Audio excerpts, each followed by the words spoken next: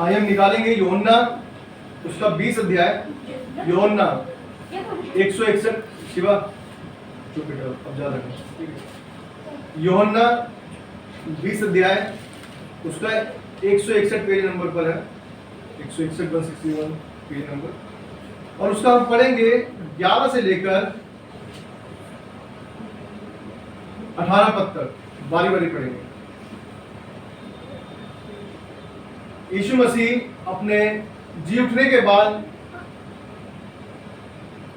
10 बार लोगों पर प्रकट हुआ। यूहन्ना 20 अध्याय उसका 11 से लेकर 18 पद तक। यीशु मसीह जी उठने के बाद अपने चेलों को जो है लोगों को 10 बार देखा, और 40 दिन तक वो इस धरती पर रहा। और परमेश्वर का वचन बताता है, यहाँ पढ़ते हैं हम 20 अध्याय उसका 11 से लेकर 18 पद तक, बारी बारी पढ़ेंगे। परंतु मरियम रोती हुई कब्र के पास ही बाहर खड़ी रही, और रोते रोते कब्र की ओर झुककर दो स्वर्गदूतों को उज्ज्वल कपड़े पहने, एक हाथ में एक सिरहाने और दूसरे को बेतान बैठे देखा। यह सुबह चौक रखा गया था। उन्होंने उससे कहा, हे नारी, तू क्यों रोती है? उसने उनसे कहा, वे मेरे प्रभु को उठा ले गए, और मैं नहीं जानती कि उसे कहाँ रखा है। यह कहकर वह पीछे मुड़ी और यीशु को खड़े देखा, पर न पहचाना कि यह यीशु है। यीशु ने उससे कहा, हे नारी, तू क्यों रोती है? किसको ढूंढती है? उसने माली समझकर उससे कहा, हे महाराज, यदि तूने उसे उठा लिया है तो मुझे बता कि उसे कहाँ रखा है, और मैं उसे ले जाऊंगी। यीशु ने उससे कहा, मरियम। उसने पीछे मुड़कर उससे इब्रानी में कहा, रब्बूनी, अर्थात हे गुरु। यीशु ने उससे कहा, मुझे मत छू, क्योंकि मैं अब तक पिता के पास ऊपर नहीं गया, परंतु मेरे भाइयों के पास जाकर उनसे कह दे कि मैं अपने पिता और तुम्हारे पिता और अपने परमेश्वर और तुम्हारे परमेश्वर के पास ऊपर जाता हूँ। मरियम मगदलीनी ने जाकर चेलों को बताया, मैंने प्रभु को देखा और उसने मुझसे ये बात कही। परमेश्वर का वचन पढ़े जाने सुने जाने खुदा से यीशु आमीन। आइए प्रार्थना करेंगे। हे हमारे सर्वशक्तिमान प्रभु, राजा के राजा प्रभु, धन्यवाद देते हैं प्रभु जी आपके पवित्र वचन के लिए जो पढ़ा गया और सुना गया प्रभु जी। ये वचन प्रभु जी हर एक के जीवन में गहरा कार्य करे, आशीष करे प्रभु जी, और लोगों की आशीष का कारण। आप परमेश्वर अपने वचनों से हमसे बातें करें।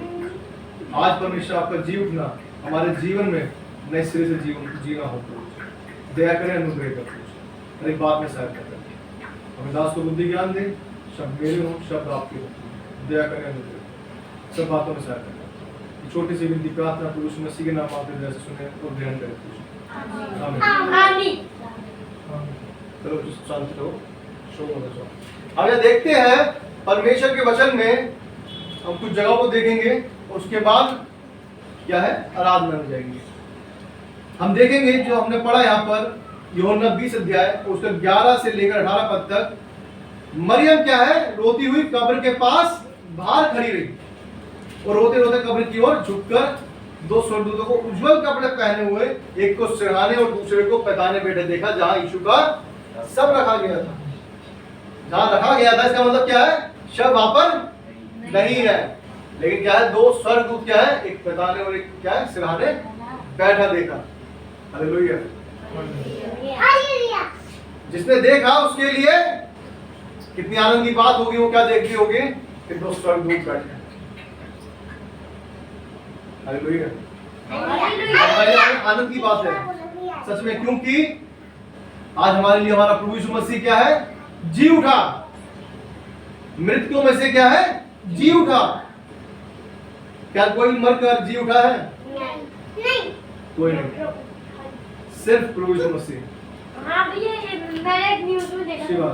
शिव चुप, बाद में कुछ सवाल।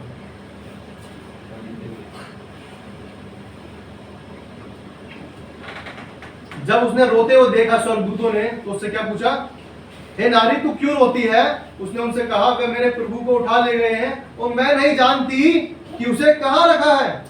ये कहकर वो पीछे मुड़ी और यीशु को खड़े देखा, पर ना पहचाना कि ये यीशु है।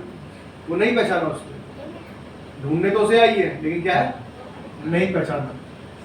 कि ये इशू ही है, क्योंकि उसके माइंड में क्या था, वो तो मर गया है, कब्र में रखा है, पता नहीं कहीं कौन ले गए, क्या बहुत सारी चीजें उसके मन में होगी। उसने ये सोचा नहीं होगा कि यीशु मसीह मेरे सामने खड़ा हो सकता है, क्योंकि किसी को क्रूस पर चढ़ाया गया, कोड़ों की मार सही, भाला मारा, थूका, सब चांटे मारे, घूसे मारे, लिखा है वचन में। उसके बावजूद वो इसमें कैसे इतनी सामर्थ हो सकती है कि वो सामने आके खड़ा हो जाए? उसके मन में होगा जरूर, कैसे हो सकता है। लेकिन क्या लिखता है आगे वचन? यीशु ने उससे कहा, हे नारी तू क्यों रोती है, किसको ढूंढती है?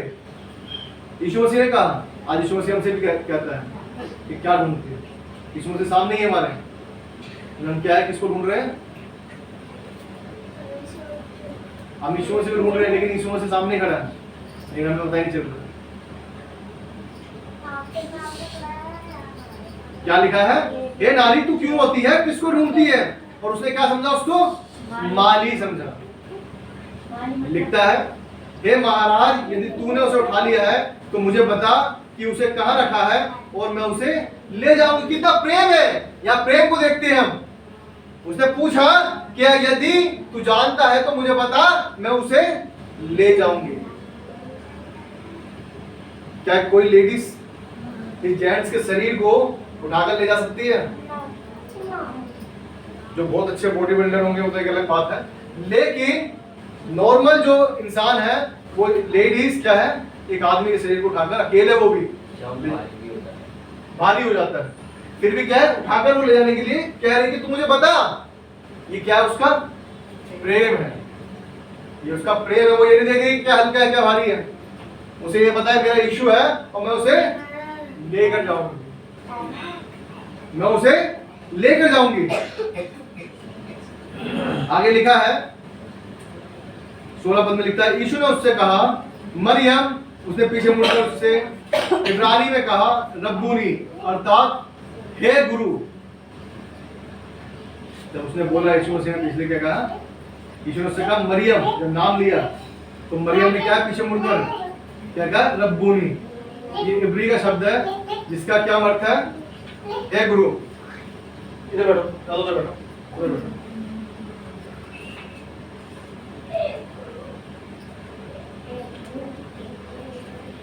यीशु ने उससे कहा मुझे मत छू, क्योंकि मैं अब तक पिता के पास ऊपर नहीं गया, परंतु मेरे भाइयों के पास जाकर उनसे कह दे कि मैं अपने पिता और तुम्हारे पिता और अपने परमेश्वर और तुम्हारे परमेश्वर के पास ऊपर जाता हूँ।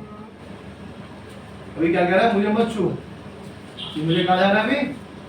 अभी ऊपर नहीं गया मैं, इससे पहले मुझे मत छू।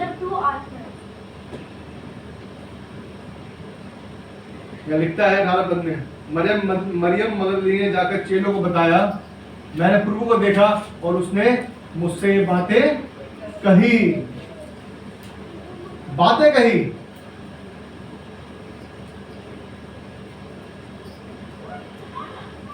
ये सच में एक अद्भुत बात है कि कितने लोग जानते हैं कि यीशु मसीह को छोड़ और कोई मृतकों में से नहीं जी उठा, मुर्दों में से कोई जी नहीं उठा।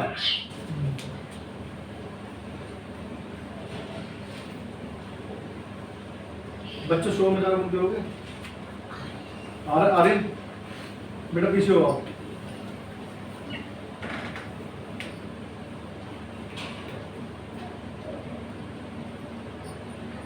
आज खुशी की बात है, इसका मतलब ये नहीं कि हम शोर मचाएं। हमें क्या करना है? शांति से सुनना है। और शक्ल बनाने से भी खुशी नहीं आती। शक्ल कैसे बनाई? हंसी होनी चाहिए हमारे फेस पे। अगर यूं बना के रखोगे यीशु जी उठा, तो कहां से जी उठा भाई? यीशु जी उठा तो हमें खुशी होनी चाहिए हमारे फेस पर। ऐसा भी नहीं कि हम हंसे हा हा हा। चर्च में पास्टर प्रीच कर रहे हैं और हम हंस रहे हा हा। पास्टर बोल रहे हैं भाई इतनी खुशी नहीं, थोड़ा में कैसा है इसमें स्माइल हमारे फेस पर। हमें लगना चाहिए कि हमारा आनंद कहां से आ रहा है? अंदर से आ रहा है, कि हमें खुशी हो रही है कि हमारा यीशु मसीह क्या है? आज के दिन जी उठा। या आने कह रहा कि राधा भी मर के जी उठी। नहीं, मैं क्या कह रहा था, मैंने थोड़ी देर पहले क्या कहा था कि जब मैं बोल रहा हूँ पूछा जाए तो किसी से तो ही जवाब देना, अदरवाइज सीरियसली कोई जवाब नहीं देगा, सब शांत रहेंगे, ठीक है। और इस मैसेज के बाद मैं आप बच्चों सबसे मिलूंगा इकट्ठा, ठीक है। सबसे मिलना जरूरी है, क्योंकि बात पूछनी कि किसको कोई डाउट है तो वो पूछ सकता है, लेकिन अभी सब शांत रहे, है ना। बच्चे क्या रहेंगे? शांत रहेंगे, क्योंकि वचन बताता है, यहाँ भी लिखा है, परंतु यहोवा अपने पवित्र मंदिर में है, समस्त पृथ्वी उसके सामने शांत है। तो परमेश्वर हमारे, हम विश्वास करते हैं यहाँ पर है, तो हमें कैसे रहना है? मैं तो नहीं कह रहा शांत रहने के लिए आपको, वचन भी कह रहा है, वचन भी कह रहा है ना। क्या कह रहा है? शांत रहने के लिए। क्यों? क्योंकि उसकी आवाज सुनाई दे, उसकी आवाज सुनाई दे। जब हमारे मन अशांत होते हैं तो हम क्या करते हैं? हम बोलते हैं या सब दूर है, थोड़ा मैं अकेले बैठने दे, थोड़ी शांति रहने दे।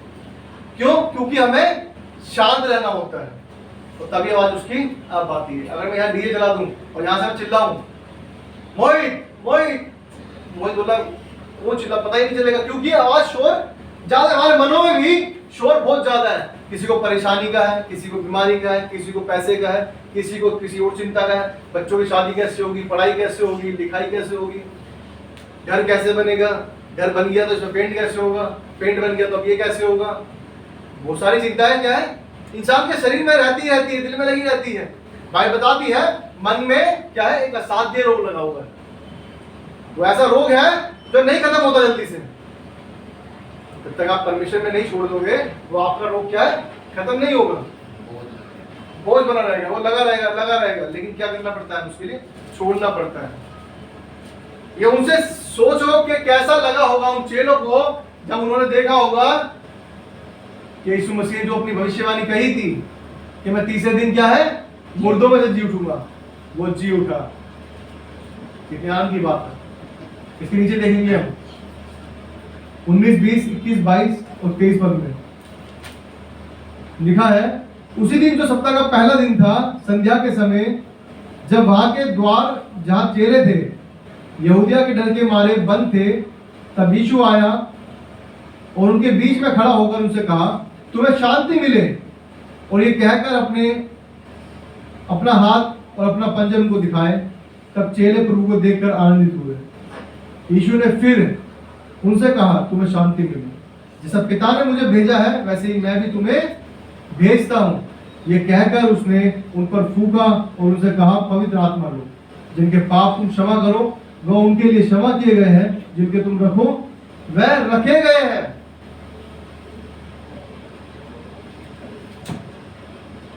कितनी अद्भुत बात है।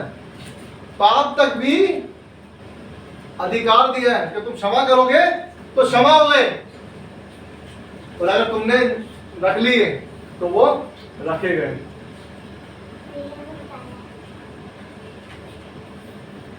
कितनी अद्भुत बात है। किसी के पाप को क्षमा करने का अधिकार भी परमेश्वर हमें दे रहा है।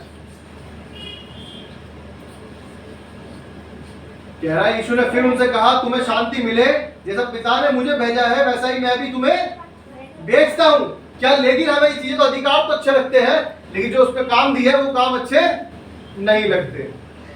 काम अच्छे नहीं लगते, काम नहीं देना।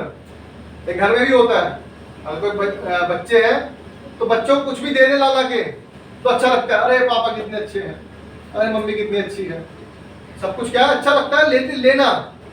नहीं जैसे पापा बोले, बेटा जाके पानी लीजिए गिलास, अरे पापा बहुत दूर से थकी हुई है, मैं कैसे गिलास पा। अरे मम्मी, मेरी बच्ची बोला कर देती है, लेने के लिए सब कुछ लेती है, नहीं जब मांगने की बारी आती है तो क्या करती है, तो थक जाती है। लेकिन हमें अच्छा लगता है क्योंकि हमें चलो छोटे हैं कोई बात नहीं, हम सोचते जब छोड़ कोई नहीं, बच्चे हैं। लेकिन जैसा हमारा बचपना है, और यदि हम बड़े में भी ऐसे ही होंगे तो हमारे लिए अच्छा नहीं होगा। यीशु मसीह ने हमें एक आज्ञा दी है कि हमें भी क्या है, जैसे उसने भेजा, किस लिए भेजा परमेश्वर ने उसको? अपने बेटे को क्यों भेजा? हमारे पापों को उठाने के लिए, हमें उन पापों से मुक्त करने के लिए, और सबको किसका पाठ पढ़ाने के लिए? प्रेम का पाठ पढ़ाने के लिए, कि सबसे बड़ा क्या है? प्रेम है। प्रेम क्या है? अधिक अपराधों को क्या है? ढांप देता है। जो प्रेम है उससे पापों को क्या है? ढांप देता है। प्रेम ही तो है यीशु मसीह का। जो हमारे पाप थे उसने क्या कर दिया, हटा दिए, ढाप दिए, हटा दिए, खत्म कर दिया, हमारे पास ढाप दिया उसने, उसको क्या तुम्हारा कुछ भी इस पर नहीं है, सब कुछ मैंने सब कुछ पूरा कर दिया। इससे बड़ी क्या बात है।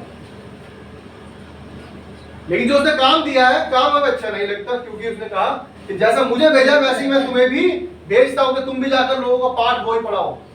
लेकिन हम किसका पाठ पढ़ाते हैं, तू मुझे 2 गाली बकेगा मैं तुझे 4 बकूंगा, तू मुझे 1 मारेगा मैं तुझे 10 मारूंगा। और बहुत से पीने वालों में तो ये रहता है, मैं तुझे पिलाई थी आज तू मुझे पिलाएगा। ये क्या, ये शराबियों का हिसाब होता है। ये क्या है ये, क्योंकि उनका जीवन क्या है, सिर्फ इसी में सिमट कर रह गया है। लेकिन जो कुछ लोग, परमेश्वर के लोग भी ऐसा करते हैं, तो ये बड़ा ही दुखित बात है। परमेश्वर के लोग बहुत ऐसा करते हैं जो पीने खाते हैं। लेकिन जबकि वचन क्लियर हमें मना करता है, क्लियर मना करता है हमें ऐसा नहीं करना। लेकिन यदि हम वो करते हैं तो इसका मतलब क्या है, हम परमेश्वर के जो उसने वचन में लिखा है कि जैसे मुझे पिता ने भेजा वैसे ही तुम्हें भी भेजता हूँ, मैं उस भेजने के हिसाब से काम नहीं कर रहा। मैं संसार में उस प्रेम को नहीं लेकर आ रहा जिसके लिए परमेश्वर ने मुझसे जितना प्रेम किया था, मेरे पापों को ढांप दिया था, वो प्रेम मुझ में नहीं है। मैं सिर्फ क्या कर रहा हूँ, अपने आप का ही पालन पोषण कर रहा हूँ। मेरे लिए दूसरा मर रहा है तो मरता रहे, कोई बात नहीं।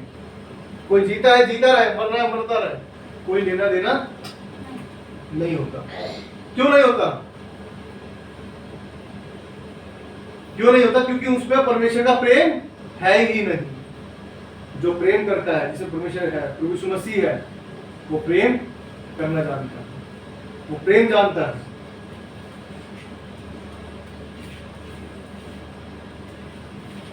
हम इसी में पढ़ेंगे। अब एक छोटा सा पढ़ेंगे, इसी में यूहन्ना में पढ़ेंगे। आज सारा यूहन्ना में खत्म करते हैं। 24 और 25 पद कोई भी पढ़े, यूहन्ना उसका 20 अध्याय, उसका 24 और 25 पद।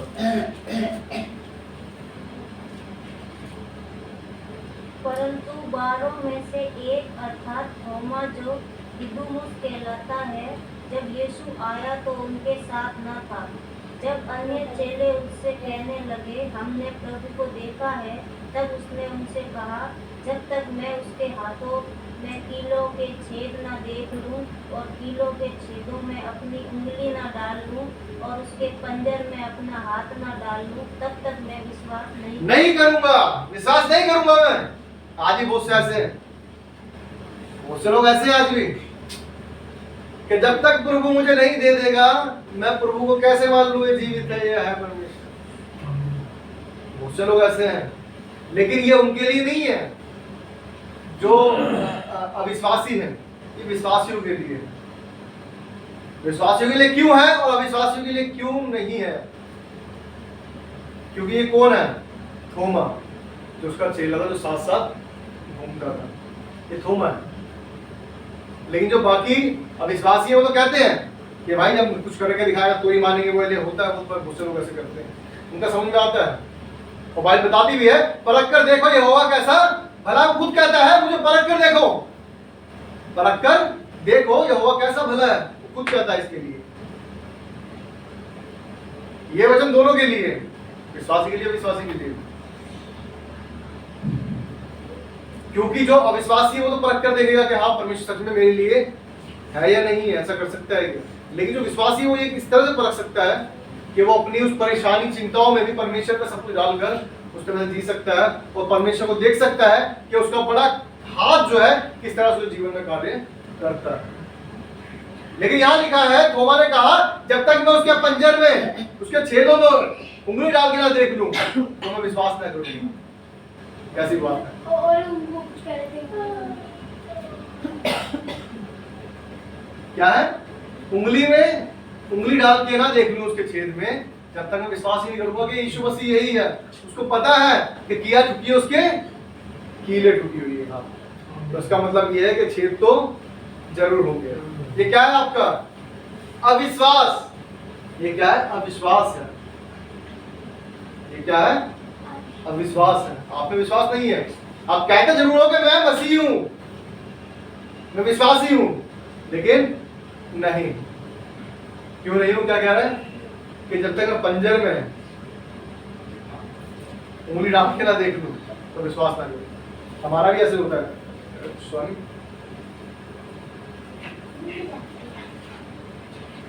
क्या कहता है इंसान, आज भी ऐसे इंसान है जो क्या कहते हैं, मेरे साथ ये हो रहा है, इसको ठीक कर दे तो मैं मान लूंगा। अगर यीशु मसीह है, परमेश्वर है, तो मेरे साथ ये दिक्कतें हो रही है, इसको ठीक कर दो तो मानूंगा। ऐसी बात है तो ऐसा कर दो, ऐसा है तो ऐसा कर दो। मेरे बच्चों की शादी हो रही है सालों से, कर दे तो मानूंगा। दूसरी चीजें क्या है, मेरे उनके साथ में हम क्या नाम है किराए पे रहे इतने दिनों से, हमारा घर मिल जाए तो मानूंगा। मेरे बच्चा पढ़ना चाहता है बाहर देश में जाकर, मुझे बाहर भेज दे तो मानूंगा। क्या कंडीशन रखते हैं, जबकि जानते हैं कि यीशु मसीह हमारा परमेश्वर क्या क्या कर सकता है। जो आग के भट्टे में उन शद्रक मेशक अबेदनगो को बचा सकता है, जो शेर की मांद में दानियेल को बचा सकता है, वो समुद्र को 2 भागों में बांट सकता है, वो यूसुफ को गड्ढे से उस मंत्री तक बनने तक ले जा सकता है। इतनी सारी बातें हैं कि अगर हम उसका व्याख्यान करें तो क्या है, समय कम पड़ेगा। लेकिन क्या है, हम फिर भी क्या है, परमेश्वर को परखते हैं, उसकी परीक्षा लेते हैं उल्टा। जबकि यीशु मसीह कहता है कि तुम उसकी परीक्षा ना करना, तुम उसकी परीक्षा ना करना। लेकिन हम क्या परीक्षा कर रहे होते हैं, ऐसा है तो ऐसा कर दे, ऐसा है तो ऐसा कर दे। क्यों ऐसा क्यों है? वो कुछ भी कर सकता है, अगर आपकी इच्छा है तो कर देगा। आगे हम देखते हैं, पढ़ेंगे 26, 27, 28 और 29 पद। 5 दिन के बाद उसके चेले फिर घर के भीतर थे और थोमा उनके साथ था और द्वार बंद थे। तब यीशु आया और उनके बीच में खड़े होकर कहा, तुम्हें शांति मिले। तब उसने थोमा से कहा, अपनी उंगली यहाँ लाकर मेरे हाथों को देख और अपना हाथ लाकर मेरे पंजर में डाल, और विश्वासी नहीं परंतु विश्वासी हो। यीशु थोमा ने उत्तर दिया, हे मेरे प्रभु, हे मेरे परमेश्वर। यीशु ने उससे कहा, तुमने मुझे देखा है क्या, इसलिए विश्वास किया है। धन्य है वह जिन्होंने बिना देखे विश्वास किया। धन्य है वह जिन्होंने बिना देखे विश्वास किया है। धन्य है वह जिन्होंने बिना देखे विश्वास किया। देख कर तो सब विश्वास कर लेते हैं। घड़ी भी आता है, घड़ी डिटर्जेंट पाउडर पहले इस्तेमाल करें फिर विश्वास करें। घड़ी कहता खुद कहता है, मतलब पहले इस्तेमाल करें फिर विश्वास करें। लेकिन क्या कह रहा है कि धन्य है वह जिन्होंने बिना देखे विश्वास किया। ये बाइबल लिखने के लिए कितने लोगों ने अपनी जानें दी हैं, ये हम अगर सोचें तो बहुत है। सिर्फ बाइबल लिखवाने के लिए कि बाइबल परमेश्वर का वचन जो है हर एक तक पहुंच सके, इसमें सच्चाई है, इसलिए इसके लिए लोग क्या है, मरने के लिए तक के लिए तैयार हो जाते हैं। वो अपनी जान तक देने के लिए तैयार रहते हैं, क्योंकि वो कहते हैं कि मेरा जीना मसीह है और मरना लाभ है। अगर मैं जीऊंगा तो मसीह के लिए, मरूंगा तो मसीह के लिए। ये क्या वचन बताता है। आज लोगों में क्या है, जिसे थोमा ने कहा कि छेद में डाल के देखूंगा उंगली जब विश्वास करूंगा। लेकिन यीशु मसीह क्या कहता है कि तूने मुझे देखा है इसलिए विश्वास किया है, और अब क्या हो जा, विश्वासी हो जा। तो विश्वासी था लेकिन विश्वासी हो जा, जबकि वो क्या है, परमेश्वर के साथ में चलता था, परमेश्वर के साथ रहता था। मैंने क्या कहा कि वो विश्वासी था लेकिन नहीं था। क्यों नहीं था? क्योंकि उसने कंडीशन रख दी परमेश्वर के सामने। जिसने साथ में चलते हुए देखा है, उसने समुद्र को थामते हुए देखा है, उसने पानी पर चलते हुए देखा है, उसने अंधों को आंखें देते हुए देखा है, उसने लंगड़ों को चलते हुए देखा है, उसने सब कुछ देखा है। लेकिन फिर भी वो कह रहा है कि मैं जब पंजर में आने डाल लूं तो भी मैं क्या है, विश्वास नहीं करूं। यीशु मसीह कह रहा है अब विश्वासी है, अब क्या हो जा, विश्वासी हो जा। नाम इसका बताता है, ये वचन बताता है कि जो कितने नामधारी विश्वासी है, मसीह है, जो अपने आप को कहते क्या है, मसीह है। बहुत से लोग मसीह बताने के बाद भी जाकर अपना क्या है, वही बोतल लेकर अपने पीते हैं। ये मसीह नहीं है, ये मसीह नहीं है। याद रखिए, वो मसीह नहीं है, क्योंकि जो यीशु मसीह के से काम नहीं करता वो मसीह कहलाए, ये कतई भी परमेश्वर नहीं चाहेगा, ये मसीह नहीं चाहेगा कभी भी। कोई जो चोरी करता हो या डकैती डालता हो, क्या उसे कोई पुलिस वाला कहेगा कि भाई आप तो पुलिस वाले हो? कोई चोर डाकू को पुलिस वाला कह सकता है क्या कि आप तो पुलिस वाले हो? अरे आपको तो वहां पे देखा है, आप तो पुलिस वाले हो ना, चोरी करते हो देखा है, नहीं पुलिस वाला बता रहे, ऐसा तो नहीं हो सकता। चोर तो चोर ही कहलाएगा और पुलिस वाला ही कहलाएगा। वचन बताता है, क्या लिखा है, तूने अविश्वासी है और अब विश्वासी हो जा। धन्य है वो जिन्होंने बिना देखे विश्वास किया, जिन्होंने बिना देखे विश्वास किया, जिन्होंने बिना देखे विश्वास किया। देखकर तो सब विश्वास कर लेते हैं, देखकर तो सब विश्वास कर लेते, लेकिन जिन्होंने बिना देखे विश्वास किया वही क्या है, विश्वास। लोग परमेश्वर का वचन फैलाने गए और वो अपनी जान को क्या है, जो जोखिम में डालकर जल गए, जला दिए गए परमेश्वर के दास, उनकी फैमिली तक जला दी गई। लोग आदिवासी, एक कोई एवेंजलिस्ट था, तो उन्होंने क्या करा कि जाकर मैं क्या करूंगा, प्रचार करूंगा जहां पर आदिवासी रहते हैं, जंगली लोग जिन्हें कुछ नहीं पता, उनको जाकर प्रचार करूंगा। कहीं ना कहीं मन में आया होगा कि हाँ चलो चलना चाहिए, लेकिन क्या है, जान को गवा दिया। लेकिन किस लिए? कि शायद परमेश्वर का वचन यहाँ पर पहुंच जाए। ऐसे ऐसे लोग हैं।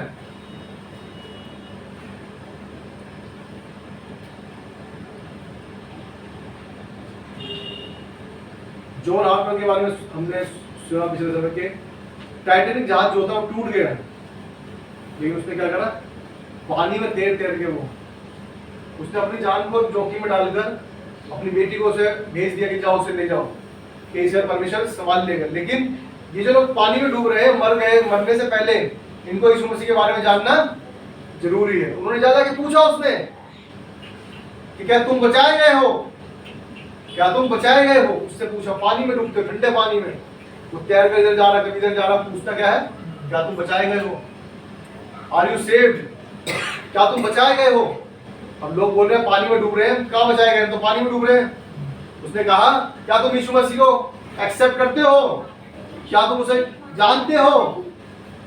एक बंदे ने उसमें कहा, एक बंदे ने, कि जब वो मेरे पास आया तो पहले मैंने कहा कि मैं नहीं बचाया गया और नहीं एक्सेप्ट कर रहा, लेकिन उसने जब वो वापस पानी में तैरते हुए सबके पास से आ रहा था, वो फिर दोबारा उसी के पास आया, उसने कहा कि मैं उस परमेश्वर को क्या है, विश्वास करता हूँ, आई एक्सेप्ट। क्यों करा? उसने देखा कि इसे परमेश्वर के प्रति कितना प्रेम है कि अपनी जान को जोखिम में डालकर मेरे पास आया। उसने बताया कि जब वो मेरे पास दोबारा आया तो उसके हाथ काम करने बंद कर दिए थे, अब वो भी क्या है, मरने पर। कितना प्रेम है परमेश्वर के वचन से। क्या हमारा प्रेम है ऐसा?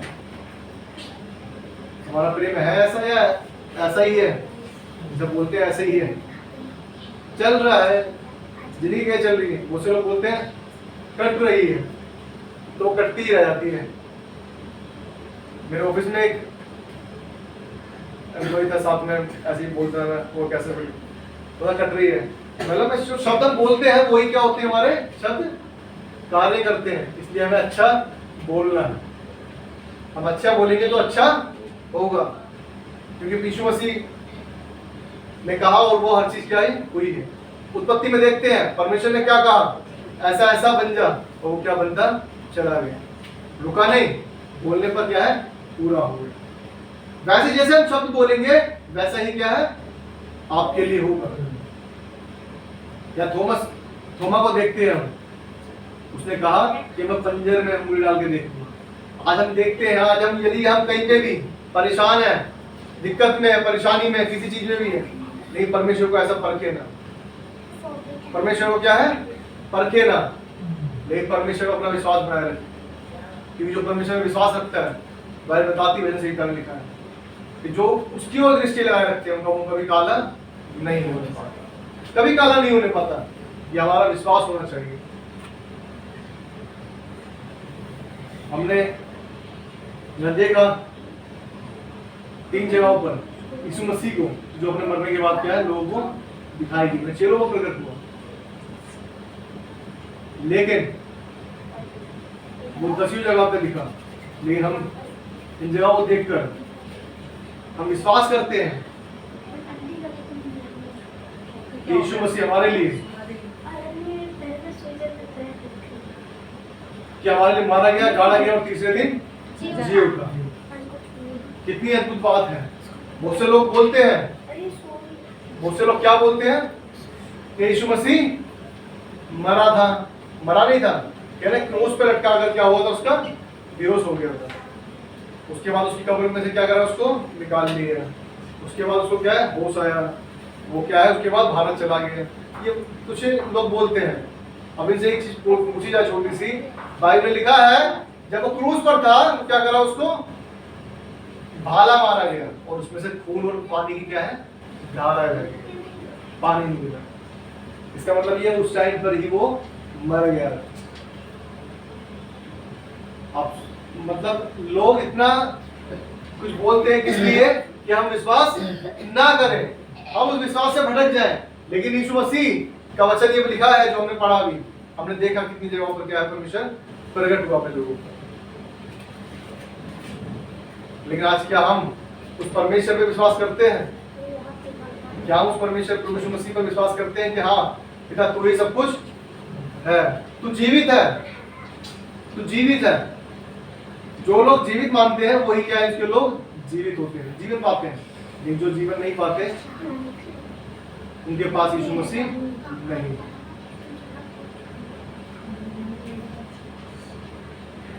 आज हमें निर्णय लेना है इस बात का कि हमें हर बात के लिए तोबा की तरह नहीं करना, हमें मरियम की तरह कहना है कि हे रब्बुनी, हे गुरु। मालिक को कहा उसने पहले, मालिक का क्या, अगर तू जानता है तो क्या कर महाराज, मुझे बता दे, मैं इसको ले जाऊंगी। आपका बोझ कितना ही भारी क्यों ना हो, वो आपके लिए हल्का हो जाएगा यदि आप यीशु मसीह से प्रेम करते हैं। और अगर आप अविश्वास की दशा में हैं तो इसका मतलब ये आपका क्या है, बोझ कितना भी हल्का क्यों ना हो, वो भारी हो जाएगा। परमेश्वर हर एक को इन वचनों के द्वारा आशीष करें। आमीन। आइए हम आराधना में जाएंगे। परमेश्वर का वचन पढ़े जाने और सुने जाने पर बहुत आशीष हो। आमीन। आइए हम आराधना में जाएंगे। फोन बंद कर दो।